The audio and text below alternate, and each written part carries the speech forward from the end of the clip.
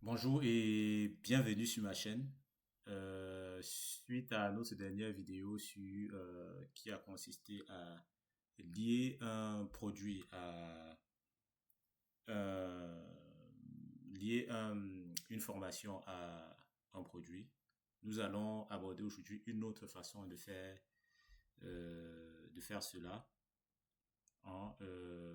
Nous allons aborder une autre manière de faire ça, et ceci via le mécanisme d'héritage. D'héritage. On avait parlé de quoi? De l'héritage par délégation. Si vous vous rappelez bien, on avait abordé une autre façon de gérer l'héritage et on a parlé de l'héritage par délégation. Et dans l'héritage par délégation, on avait dit qu'on pouvait utiliser le principe avec toujours le many to one, mais cette fois-ci en déléguant. Donc, dans notre dernière vidéo, on a parlé du lien entre le product.product et le product.template. Parce que le product.doc, c'est un type de produit. C'est un type de produit. Et le product.template, c'est lui, il contient toutes les informations relatives au produit. Si on va tout, parce que si on se rappelle bien, le product.product fait une sorte d'héritage par délégation sur le product.template. Aujourd'hui, on peut créer un produit, mais si on veut par exemple que notre module de formation hérite de tous les champs qui sont associés à product. À product. Au produit, sans devoir recréer de nouveaux champs. Par exemple, dans notre cas ici, on a créé dans notre modèle,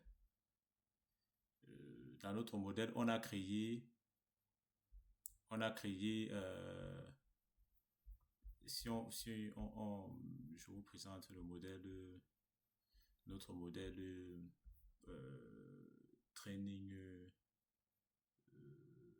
formation, on a dû rajouter un champ. Qui s'appelle list price. Et on a dû surcharger la méthode de création pour pouvoir faire la liaison.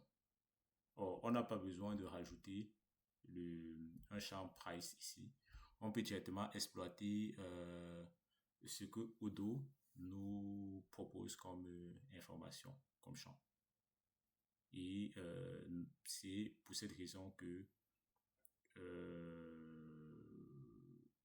on va utiliser dans notre cas ici l'héritage par délégation. Si vous vous rappelez, on avait déjà fait ici pour associer des partenaires. Voilà, on l'avait fait ici. D'accord? On l'avait fait là. Donc tout ce qu'on peut faire aujourd'hui, c'est juste se dire, on récupère cette partie de notre code pour appliquer l'héritage par délégation.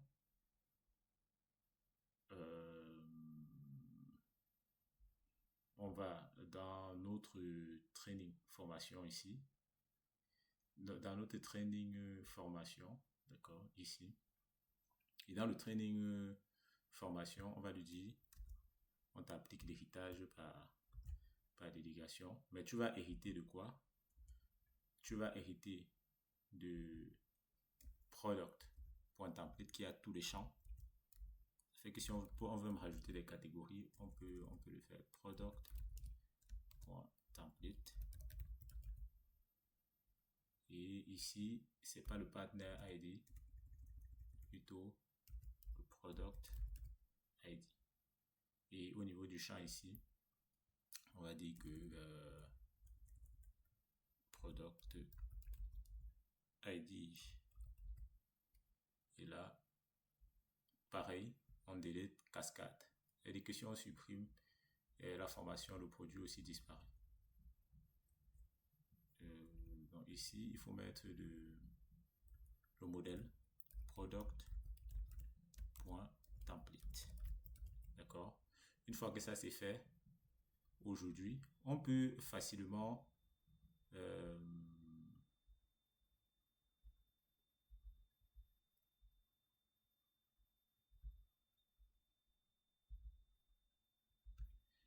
une fois que ça c'est fait, on peut facilement on peut facilement on peut facilement on peut se dire bah tiens, on n'a plus besoin de surcharger la méthode de création qui est là. On peut carrément la retirer. Et je la commande parce que je vais la laisser dans le code afin que vous puissiez récupérer sur GitHub et voir à quoi elle ressemble. On peut retirer et parce qu'on sait qu'on hérite du product.template et ça risque de créer un bug. Il faut, au lieu de mettre dans training, dans la vue price, on va mettre ici list price puisque on hérite déjà de la vue product.template. Donc ici on va faire la mise à jour.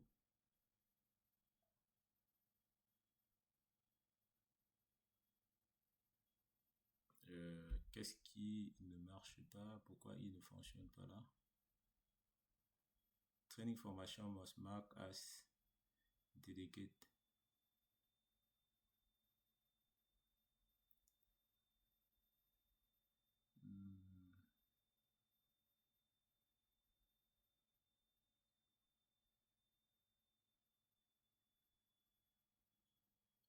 Must mark or restrict.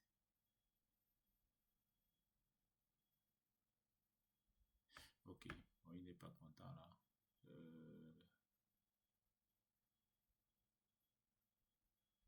Ça doit être marqué comme delegate.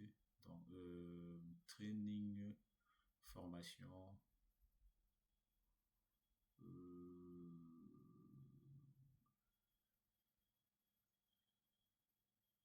Minute one. Et ici, pourquoi il fait ça? Training product ID must be marked as delegate.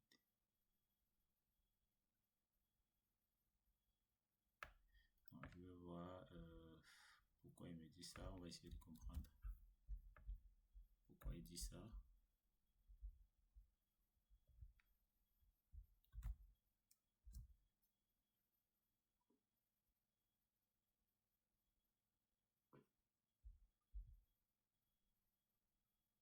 Ah, d'accord. En fait, il y a deux champs, hein. Il y a deux champs. Là, je pense que c'est ça l'erreur. À mon avis, c'est ça. Parce qu'on peut pas avoir deux valeurs du... Normalement, c'est ça le problème. À mon avis, normalement, c'est ça.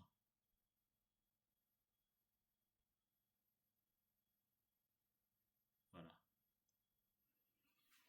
Et on a ça. Une fois que ça c'est fait, on va voir quel est ce qui se passe derrière. Voilà. On va faire la mise à jour. En principe, on devrait avoir le même comportement. Oups. Donc, il faut carrément, j'ai l'impression qu'il faut carrément redémarrer le conteneur Docker. Quelquefois, c'est ça. Restart Docker. Voilà, je pense que c'est ça le souci.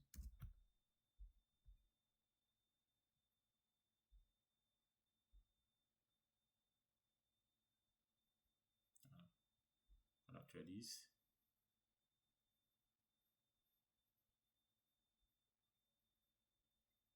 Et vous voyez, normalement, on a le même comportement. Sales price, si je fais ça, training formation, je vais ici 14 1400. On va supposer que voilà, le prix formation JavaScript, on l'enregistre. Et je vais dans les les ventes là, formation JavaScript. Je vais dans les produits. Vous voyez, le prix a changé. Il y a formation JS aussi. Ici, aujourd'hui, j'ai plus besoin. Formation JS, pas dans les formations. Formation JS. Je vais supposer que là, je vais mettre 3000 € enregistré. Et je viens dans le module, les produits. Voilà, vous voyez. Chaque fois que là, j'ai fait l'héritage par délégation. Tout simplement, ça nous évite d'avoir toutes ces lignes de code, mais au moins, ça vous a permis de comprendre qu'on pouvait surcharger la méthode de création. Il est possible de la surcharger. On la surcharge uniquement quand c'est important. Et avant de terminer, il y a un dernier point que je voulais qu'on aborde, c'est notamment dans la dernière vidéo, on a parlé des types de produits, d'accord? Mais lorsqu'on abordait les types de produits, on n'a pas insisté sur le sujet. On a juste dit qu'il y avait les produits de type combo, il y a les services, et on n'a pas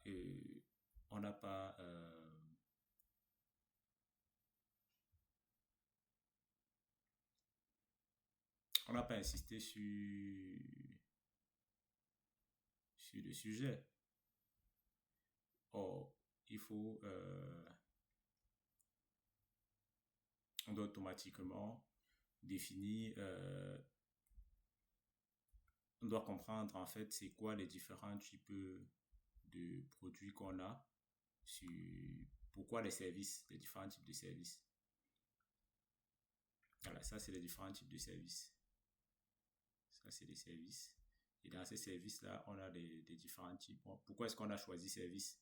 Ça c'est les types de produits. On a choisi service parce que le premier type, c'est le type stockable. Good. Stockable. Par exemple, good, c'est autant pour moi, good, c'est consommable. Mon anglais un peu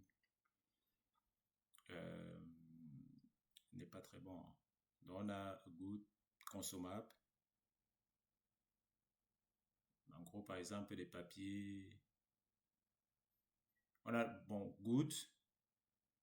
On a par exemple les ordinateurs, les entrées. On peut les mettre, il est possible d'avoir des entrées en stock et des sorties de stock. Par contre, tout ce qui est service, par exemple une formation, il n'y a pas de stock. Il n'y a pas de stock. Il n'y a pas de gestion de stock sur les services. Donc, par conséquent, c'est juste facturable. Et pour ce qui est combo, on n'a pas de stock réel. Premier, c'est entrée en stock, sortie de stock. Ensuite, pas de stock réel et pas de stock et facturable pour les services. D'accord. Donc, on va, avant de se quitter, avant de terminer cette vidéo, on va voir ce qui se passe derrière. Donc, on va voir ce qui se passe. Est-ce que si je décide de créer une nouvelle formation, son type sera automatiquement je pars dans les formations, et je vais créer une nouvelle formation.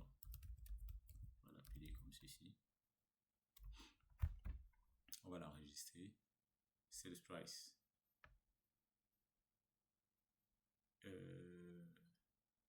Field name.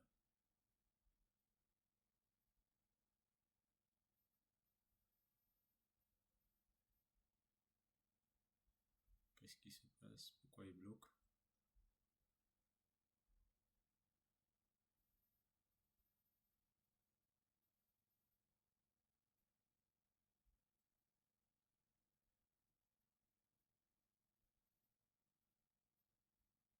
peut-être parce que j'ai redéfini le name alors qu'il existait déjà.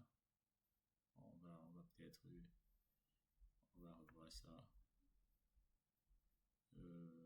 Parce qu'en principe, les champs comme training session, on est dans l'héritage par délégation, hein, et il ne faut pas redéfinir. On va retirer ça.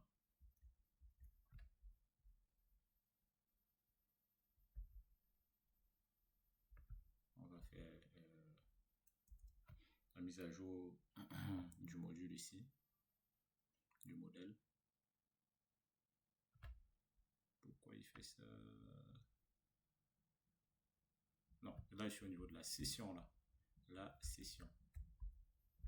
C'est pas au niveau de la session qu'il faut modifier, c'est plutôt au niveau de la formation. Donc, on va retirer le name.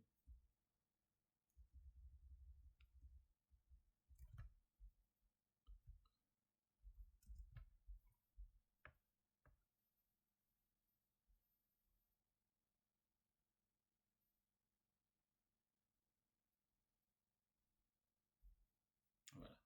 Et je fais rapidement le test.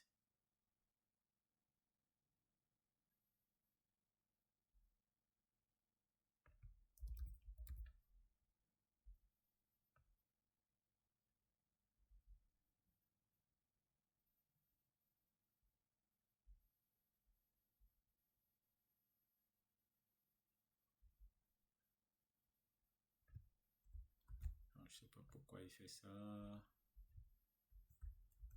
Il me retourne toujours la même erreur. Et on va comprendre pourquoi.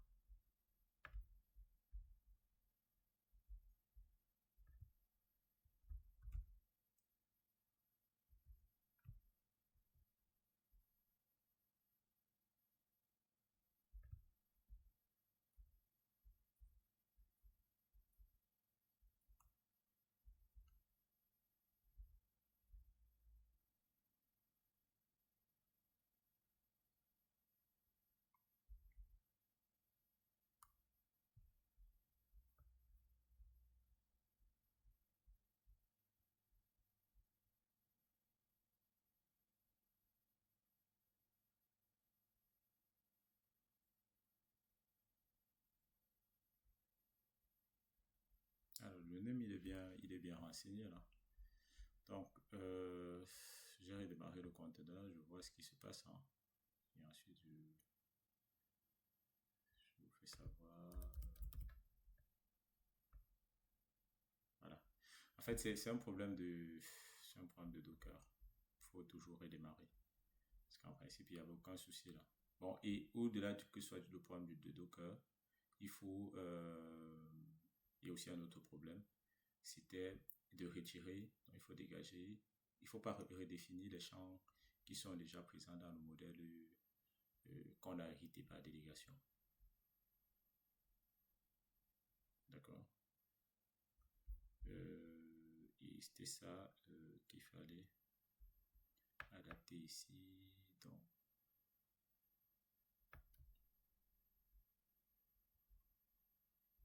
je pars dans les formations. On peut supprimer, supprimer ceci.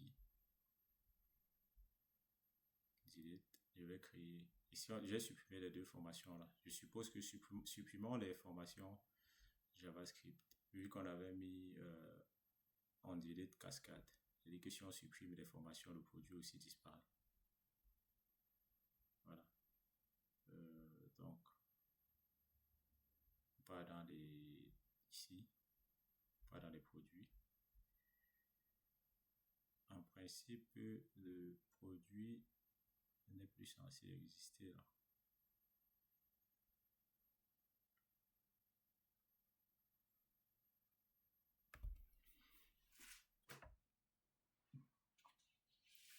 Donc, on va refaire le process. Je vais commencer par... On va recréer un autre produit. On va sélectionner tout ceci. On va delete.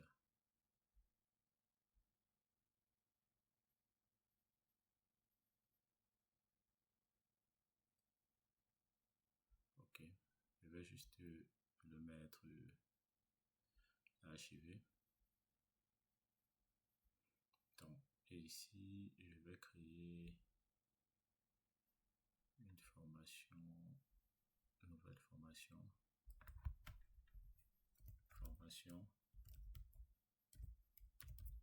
Odo 19. Save. Dans les ventes, ici, je suis censé voir ce produit. Il est là. Donc, si je vais dans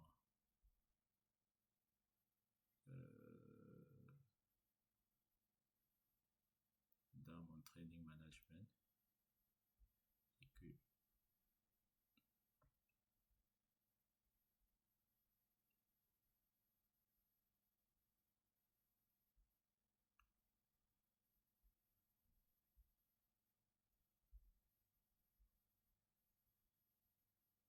voici effectivement le on-delete dont je parlais.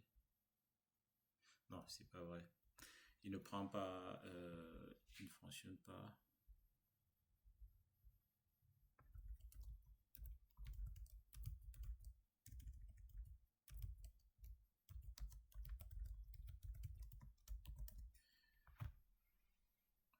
C'est le dernier élément à vérifier.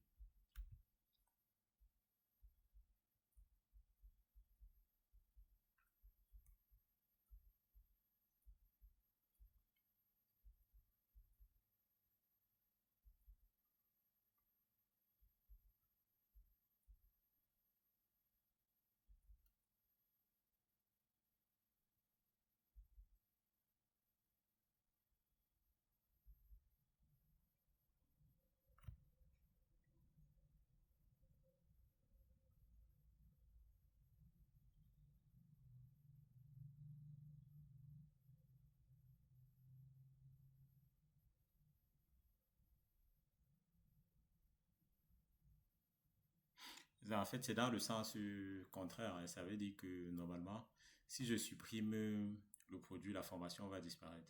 Ce n'est pas que si je supprime la formation, le produit disparaît. Alors, si je supprime le produit, la formation va disparaître. Donc, ce qui va se passer ici, c'est que on a notre training management et là, on a les formations. On va rajouter une formation JS course comme ceci.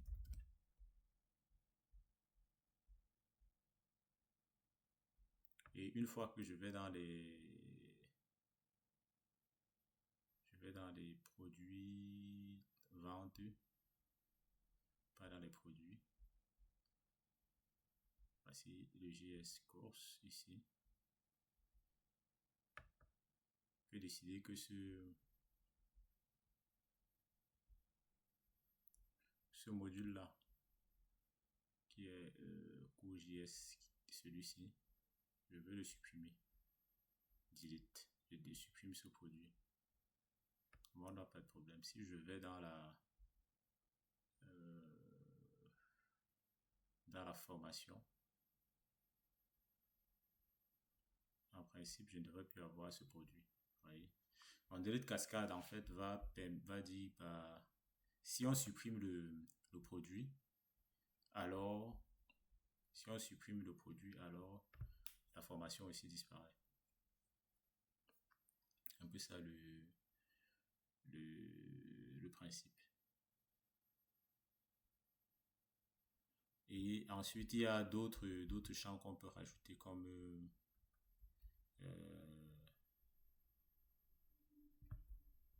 delegate. On peut dire ici, on peut rajouter comme ceci. Égal à true. OK.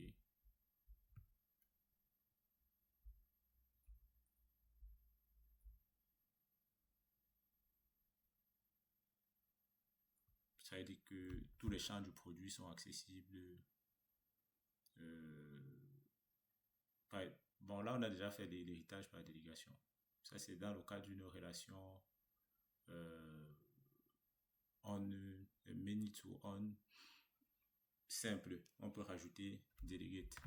Ça fait qu'on a accès aux différents champs du produit, ce qu'on venait de résoudre. Mais même si on a accès aux différents champs du produit, on n'a pas accès aux différentes méthodes.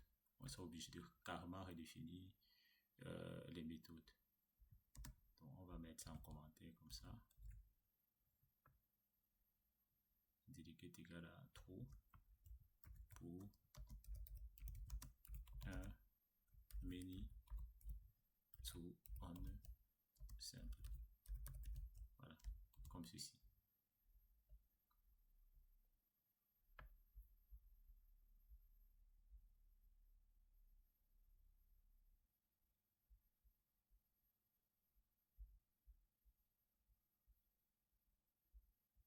Many to on simple. Donc, je vous ai rajouté le delegate là, dans le cas où vous clonez de répertoire. C'est juste pour comprendre ce qui a été fait. D'accord. J'espère que vous avez aimé cette nouvelle vidéo. Et je serai... Si vous avez aimé, n'hésitez surtout pas à liker, n'hésitez surtout pas à commenter, n'hésitez surtout pas à vous abonner à la chaîne. Parce que en likant au moins, ça me permet de savoir d'être en phase avec vous et de savoir si le contenu qui est proposé vous plaît. Et on se revoit très bientôt sur ma chaîne pour une nouvelle vidéo.